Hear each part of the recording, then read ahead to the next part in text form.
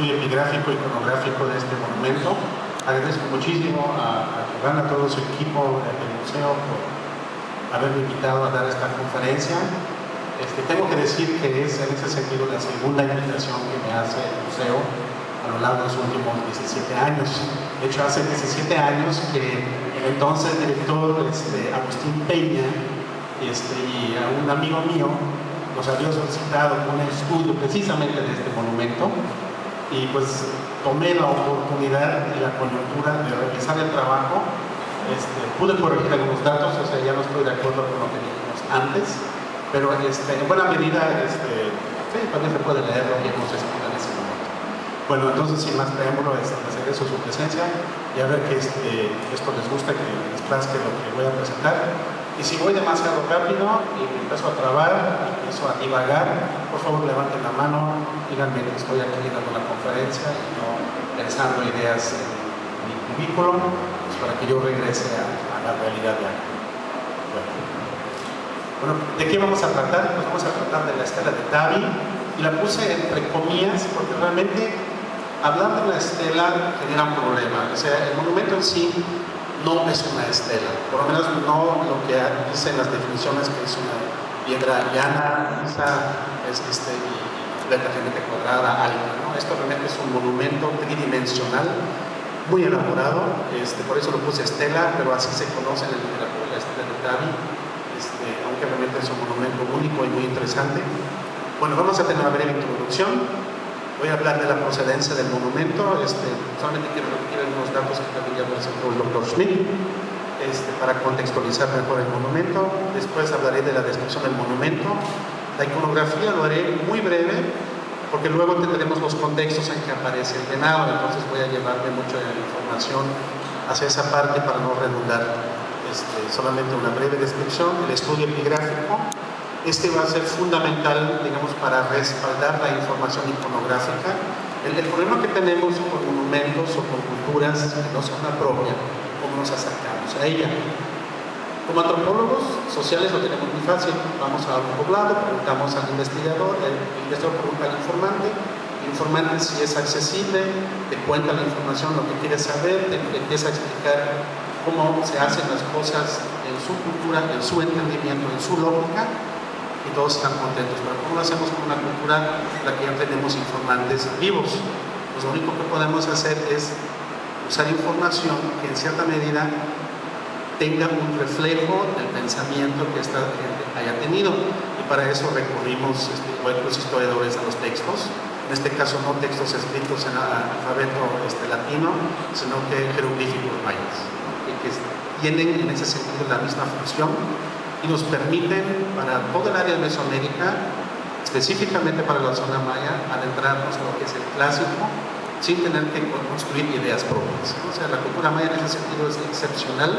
En Mesoamérica, pues la única de la que tenemos textos que se pueden leer y que se pueden descifrar. Por lo tanto, un trabajo filológico, o sea que reconstrucción de los textos, también tratar de entender lo que culturalmente significa lo que se dice, podemos acercarnos a esa cultura.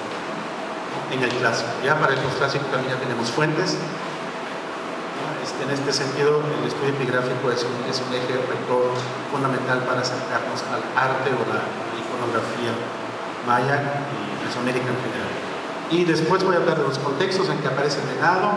Aquí vamos a tratar la cacería, que es muy obvio en este sentido, la organización sociopolítica, por qué aquella, pues luego les explico por qué, y el inframundo.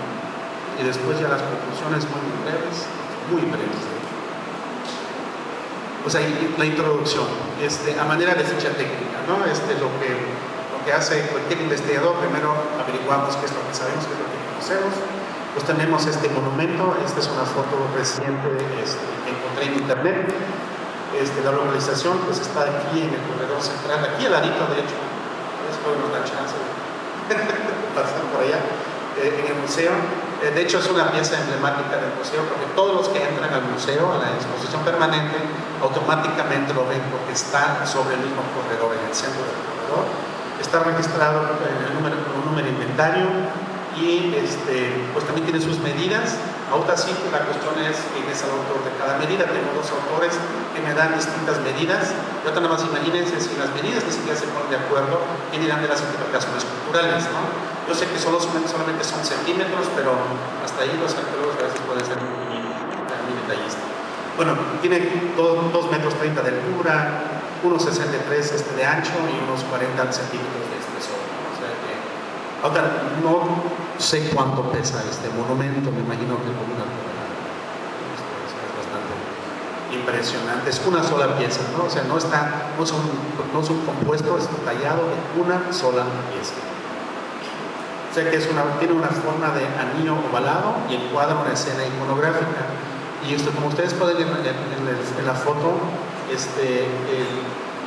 el monumento no es macizo, o sea que tiene espacios que fueron eliminados, o sea, materia que fue eliminado para resaltar la escena.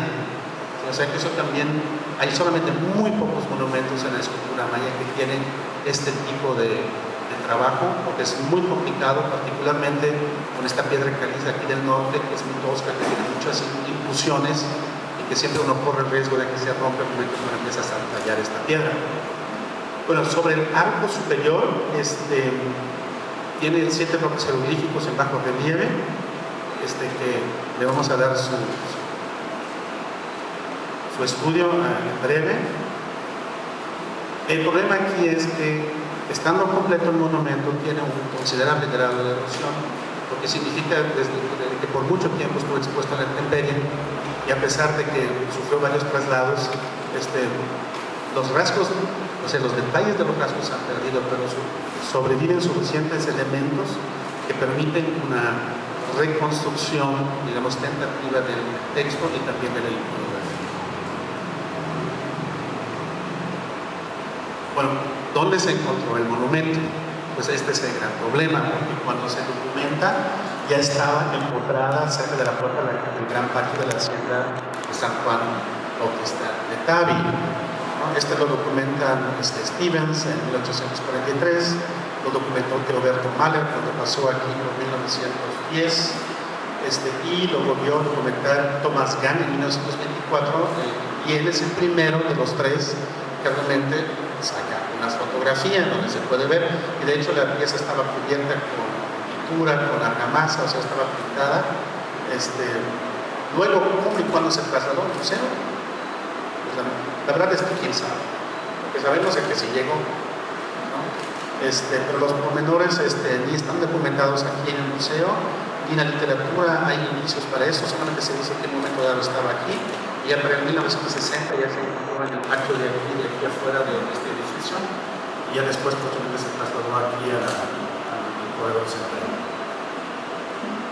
Bueno, debido a que fue removido de su posición original, pues hay varios candidatos que pueden ser los sitios arqueológicos que son padrinos o que son los que tenían originalmente este monumento. Uno es Corache, Metate Conglifo, Xunantunich, Yapón y Tabi, según un autor que es el geógrafo Dani. Él favorece Xunantunich por razones que desconozco, porque en su trabajo no especifica por qué.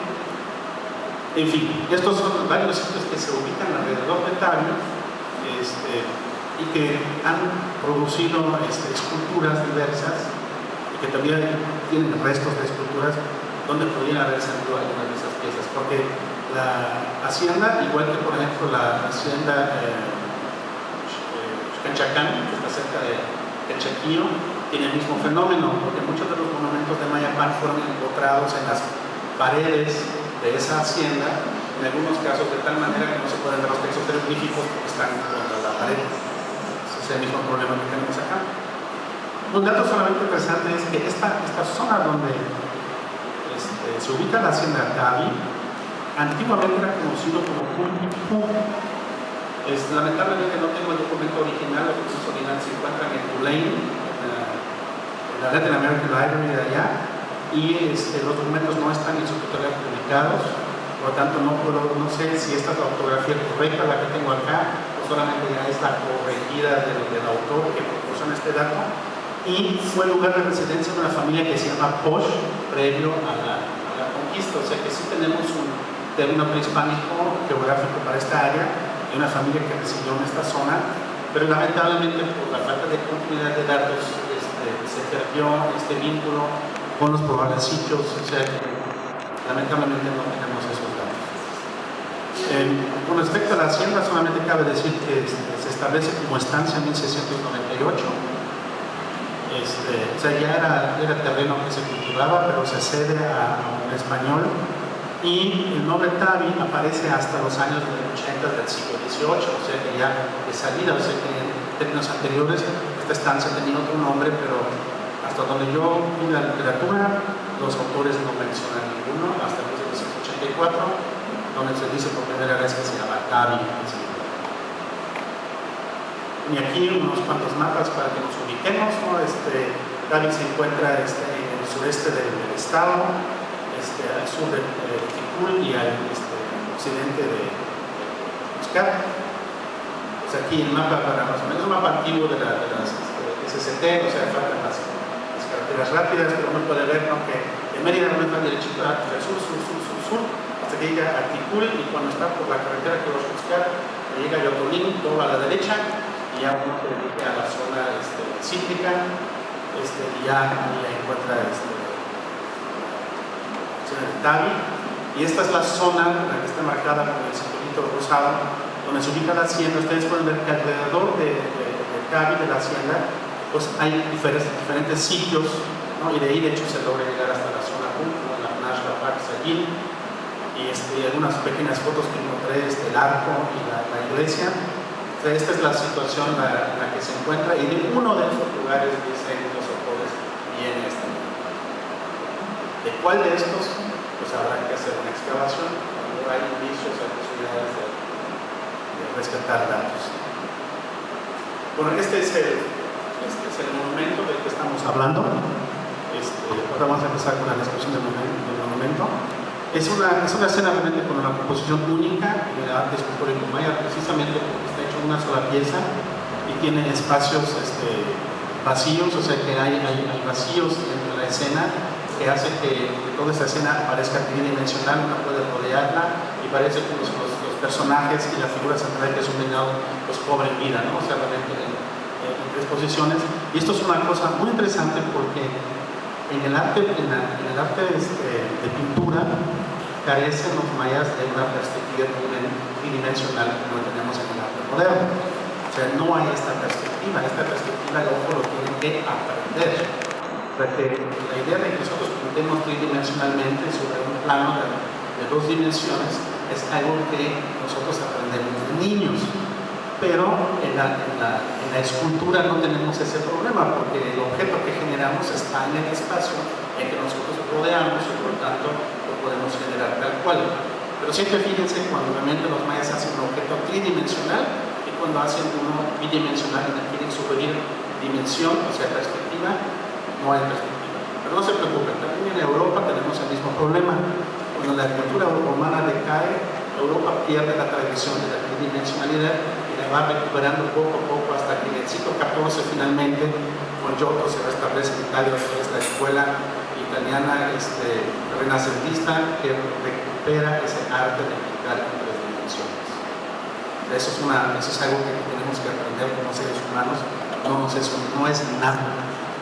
Por tanto, este objeto sí tiene su valor escultórico, realmente plasma las tres dimensiones, ¿no?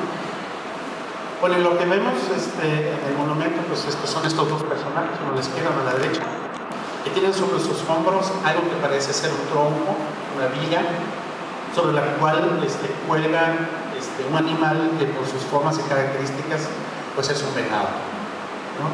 Ayer tuvimos bastante y amplia información sobre los tipos de venados que tenemos.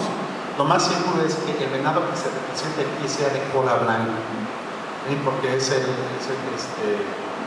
la gama mayor que tenemos aquí en Yucatán y es la gama más accesible que tenemos. Su caza es relativamente fácil, considerando el sistema de milpa, rosa quema milpa. El venado cola blanca es un seguidor cultural, o sea que el venado cola blanca, a diferencia del yuk, del pequeño que huye la cercanía del hombre, el venado cola blanca se adapta a las condiciones que genera el hombre.